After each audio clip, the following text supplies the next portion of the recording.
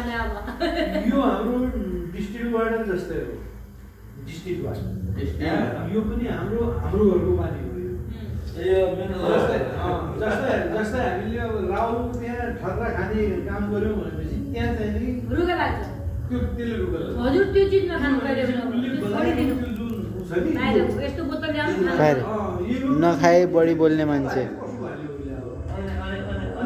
यिनीहरू खाएर पानीको उसले कस्तो पो ल्यायो कस्तो जगमा ल्यायो अब एक बोतल ल्यायो अरे 1 महिना 2 महिना पुग्ने हो भने त्यति खायो के खर्च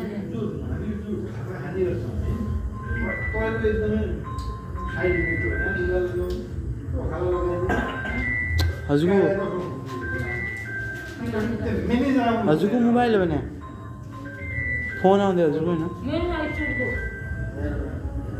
मामाको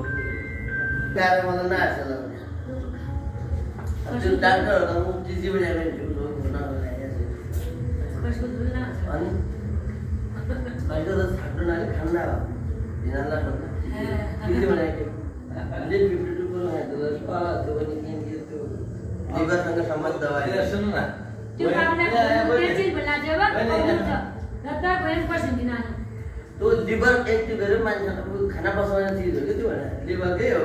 भन्ना हो बिल्कुल अन्त त त्यो लिभरको हो कि त्यो के भयो भने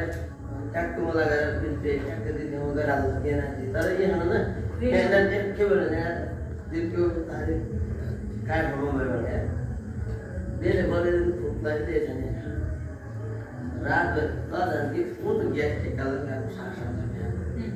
अब निको मान्छेले लन पकाउने निको मान्छेले लन पकाउनु हामी लन खाए लनलाई खा निको खा भन्ने पऱ्यो लन पकाउने बाठ खाँदै पनि आफ्नो संस्कारको ठिक छ खान्न के हुन्छ ग्यास्ट्रिक हुन्छ सद्दु है हो सद्दु पहाड फुल्के मन पर्दैन मुदी दाइ धुनु मुदिनु बदा अहिले मलाई साडी लाग्छ यति साडी खायान पडेन दाइ मलाई कति पुरी खाइसकेर यो त हामीले मिलाए पर्छ नि पुरी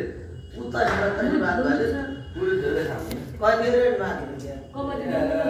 भाइ त्यो रात भरि सियाना भए ईश्वर आज ईश्वर भए बस्छ तिमी यहाँ हजुर बस्छौ एक बस्छु दिदी बिनासँग बस्छौ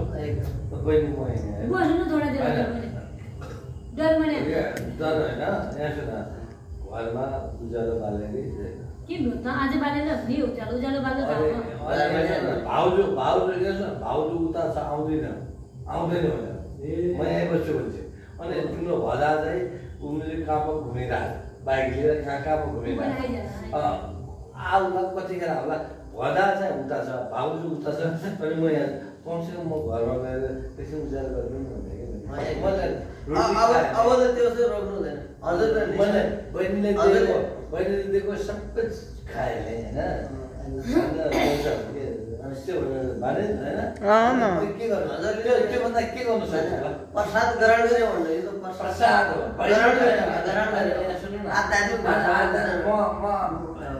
प्रसादी यथार्थमा भन्दा म आध्यात्मिक मान्छे होइन तर मेरो बहिनीको हातको मैले प्रसाद खाएँ प्रसाद ग्रहण गरेँ ग्रहण खाएँ भाइ म आध्यात्मिक मान्छे होइन कि एकदम ठिक म भौतिकवादी मान्छे भौतिकवादमा पनि जब ठिक छ हजुरको भाइ त हजुर हाम्रो दाइ हो कि हाम्रो दाइ त हजुरलाई भौतिकवाद मैले स्वीकारेँ यो सिस्टमलाई मैले स्वीकारेँ आध्यात्ममा लाइन नबाल्नु भने के थिएन एक वर्ष छैन अब आध्यात्ममा भन्दा पनि आध्यात्म होइन भन्दा हामी भाउजूले भदाको कुराको छ नि त फेरि त्यो पनि आध्यात्म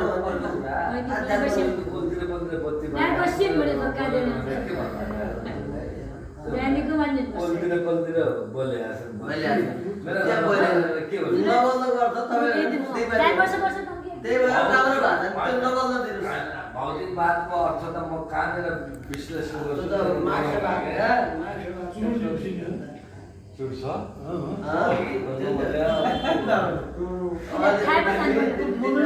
मेरो बहिनीले बुझ्दो रहेछ कि मेरो मनको बहिनीले होइन ज्वाइँले मामा ओ मामा बहिनीले होइन ज्वाइँले बुझ्यो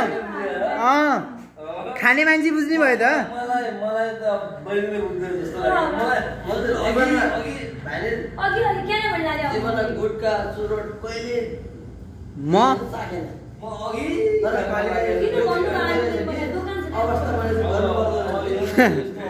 साथीभाइ बनाउनलाई भए पनि गर्नुपर्ने रहेछ तर यो पनि लिने हो अलिकति काममा त्यो गर्दै गर्दा एमा अपराध छ यसमा शरीरले चाहिए लिन जाने भने यो फाइदा पुरोभिट पियो त्यसो मैले एउटा के बुझेँ मैले के भन्नु भन्दा तेरो आज जान बुझौँला किन म त तिमी पढे लेखेको तिमीले विश्वको तिमीहरू धेरै अगाडि छौ के भए होइन आध्यात्मिक हुन सकेन तर मेरो कमजोरी होला कि भाइ त्यो आध्यात्मिक म त झन् मेरो परिचय त के भने माओवादी हुँदै म त कहीँ राखेर आज मलाई कहीँ हुँदा तपाईँहरू चपेटाबाट चाहिँ बिउ हुनु भयो मलाई के भन्छ माओवादी बनाएँ भने तपाईँले सङ्कटकालमा पढ्नु दिएन भने पढ्नु नौ कक्षामा पढ्ने बेला त हामीले एसएलसी पैसा दियो मैले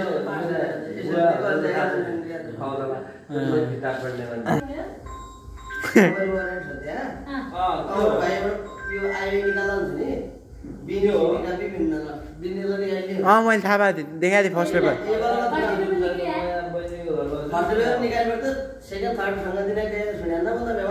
सेकेन्ड थर्डको रिजल्ट आउनु बाँकी छ नि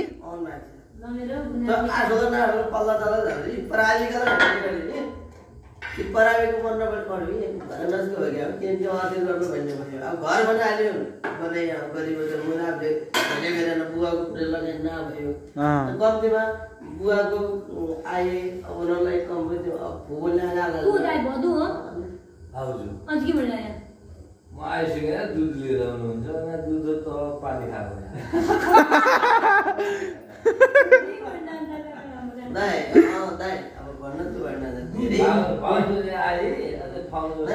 धेरै आतंक कति चोट हान्छन् भयो महिनामा आत्मिक चोट यहाँ लाग्ने चोट हुँदैन त्यो मैले पेल्छु बरु होइन यो कुरामा अब चोट यता हातको चोट हुन्छ क्या यता यस्तो कुरा नै उसले कहिले केही ल्याइदिए कहिले केही ल्याइदिए कहिले के ल्याइदिए भन्छे अनि ल्याउनु पनि पर्ने हुन्छ परिवारमा जस्तो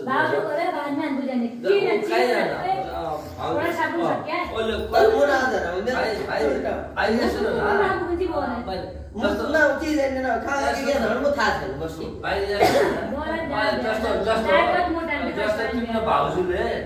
मलाई दुध छैन घरमा भनेर मलाई फोन गरेर दुध दिनु पर्यो भोक लाग्यो समस्या ल्याइदिनु पर्यो भनेर ल्याइदिनु पर्यो होइन त्यो अब तरकारी छैन तरकारी ल्याइदिनु पर्यो दही छैन दही ल्याइदिनु पर्यो त्यो मैले व्यवस्थापन गर्छु क्या मेरो जस्तो म ठ्याक्क उल्टा तपाईँहरू भाइ तपाईँभन्दा तमानेमा उल्टा म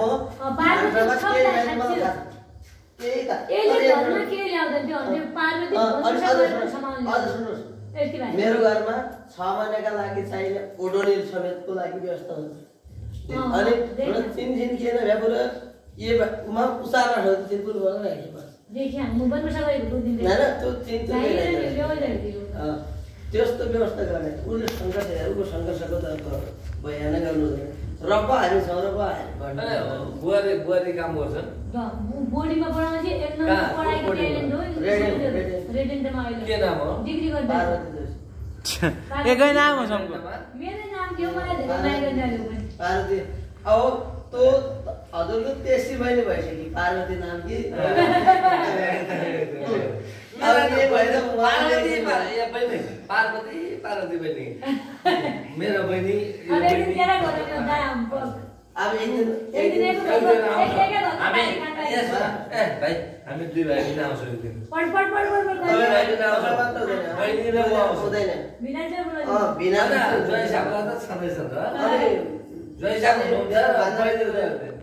मेरो भन्दा अरे यार तिम्रो मात्र भन्दा मेरा पनि मेरो भाउजू हुँदैन नि त्यहाँ भाउजू त छोड्दियो भाउजू पनि हुन्छ किन छोड्दियो भाउजूलाई छोड्छु त्यो हाम्रो अर्को बच्चा चाहिँ बच्चा सपरिवार भनौँ अब यो सपरिवार पार्टी आइरहेको एउटा कुरा गर्छु भने बहिनी भने